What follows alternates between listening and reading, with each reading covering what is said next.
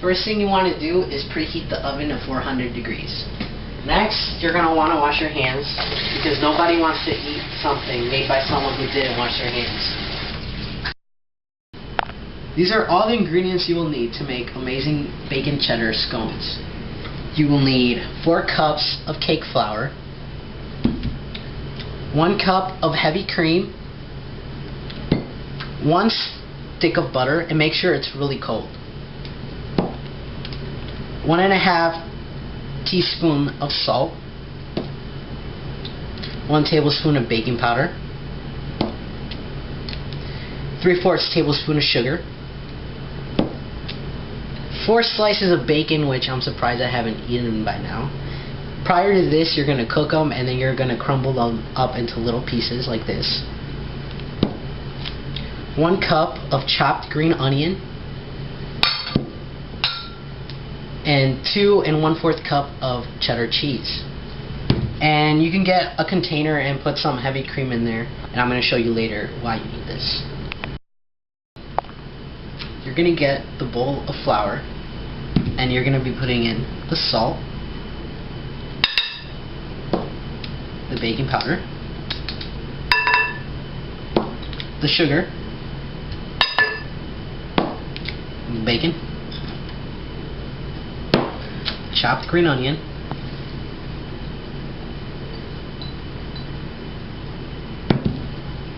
and the shredded cheddar cheese.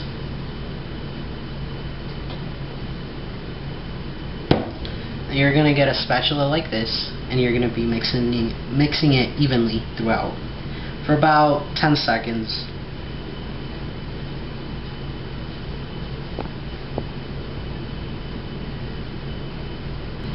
Next thing you're going to do is put the butter in with the flour.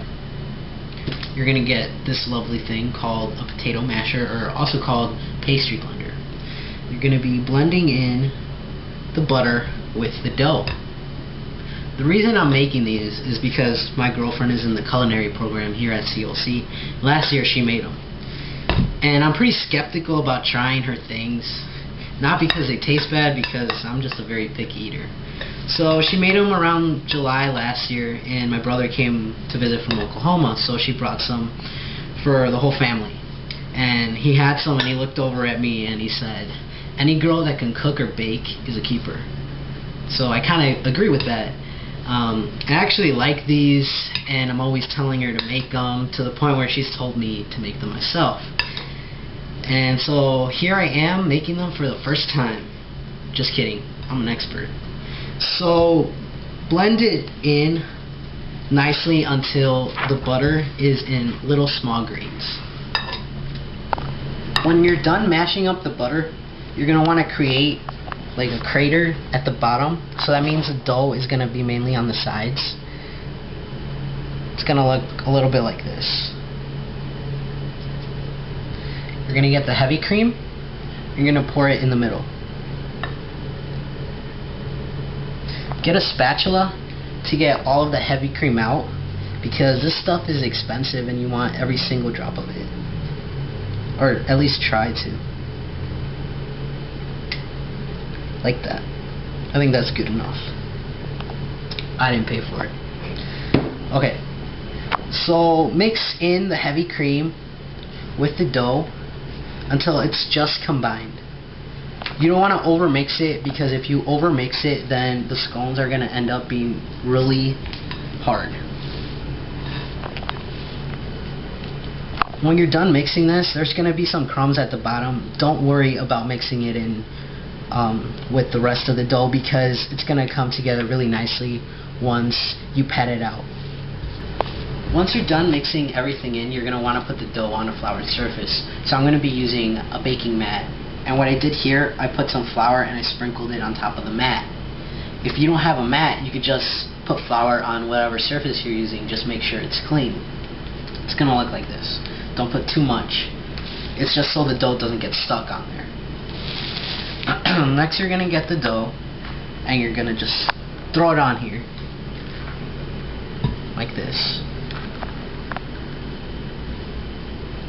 And this could get pretty messy, but I think it's fun. Just make sure you clean up when you're done, because you don't want your significant other or your mom to yell at you.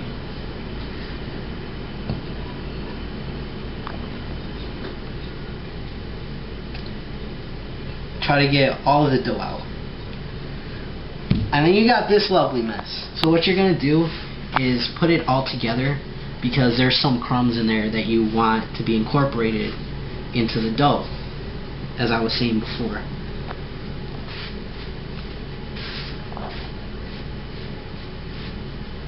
Okay, so it looks like that now. You're going to want to press it down into the shape of a rectangle. It doesn't have to be perfect, just try your best to get it into that rectangular shape. And the thickness should be about 1 inch. So the way you can measure that is from the tip of your thumb to your knuckle. That's about 1 inch.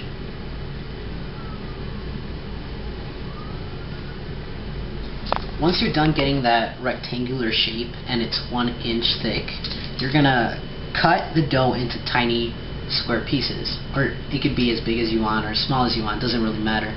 You're going to be using a knife, or I'm going to be using a pizza cutter, which I find easier to use.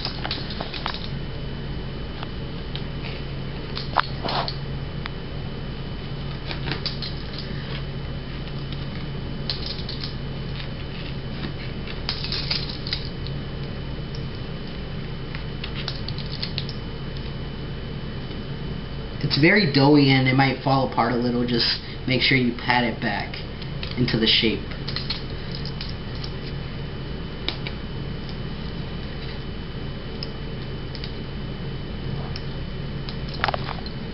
Once you're done cutting them into the squares, you're going to be putting them into a pan like this, or a cookie sheet. You can put parchment paper under it, or if you don't have that, you can just put butter under it so that the scones don't get stuck on the pan or the cookie sheet. When you're done putting the scones in the pan or the cookie sheet, it's going to look like this. Try to have some separation between them so they don't blend together when they're baking. Next, you're going to grab this brush. No, it is not a painting brush. It is a brush especially used for baking. But I guess if you're feeling adventurous, you can use a painting brush. I recommend you use a clean one. And remember this little container of the heavy cream I talked about in the beginning? Oh, you're going to be using it now. You're going to get the brush, you're going to dip it in to the heavy cream. Then you're going to be brushing the top of the scones, just a very thin layer. The reason you're doing this is because this helps keep the scones moist when they're baking. The last thing you got to do is bake the scones. So the oven is preheated at 400. We're going to put them in. And they should be in there for about 15 to 20 minutes. Or until they're a golden brown color or firm to the touch. So I'm going to put them in there for 20 minutes. All we got to do now is wait. 20 minutes later. Ole! Okay. So they should look like this when they're done. I know you guys love my sombrero. I love it too. So last thing you gotta do is get one of these things and just start eating it.